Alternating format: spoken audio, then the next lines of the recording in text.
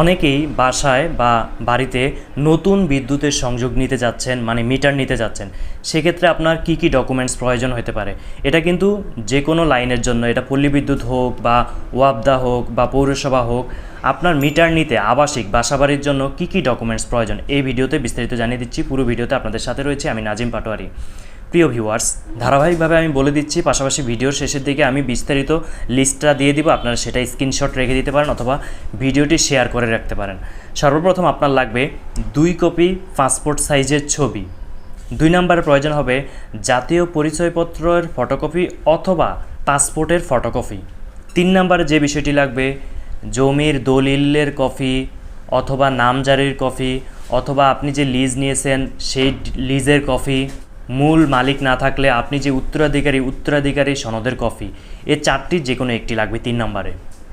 4 নম্বর যে অপশনটি, এটি হচ্ছে আপনার যদি আগের কোনো মিটার থেকে থাকে, সাপোজ আপনার একাধিক বাসা আগে সেম নামে আপনার ওই স্থানে মিটার রয়েছে, আপনি নতুন আরেকটি নেবেন, সেক্ষেত্রে আপনার এত ডকুমেন্টস প্রয়োজন হবে না। পূর্বের যে বিল রয়েছে বিদ্যুতের বিলের কপির একটি কপি নিয়ে গেলেই চলবে।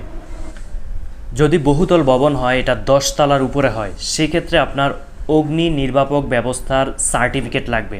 মানে আপনার বাসায় যে কোনো অগ্নিকাণ্ড ঘটলে সেটার প্রতিরোধের কী ব্যবস্থা রয়েছে এই মর্মে ফায়ার সার্ভিসের একটি সার্টিফিকেট লাগবে, যদি 10 তলার উঁচু ভবন হয়, 10 তলার চেয়ে বেশি উঁচু ভবন হয়।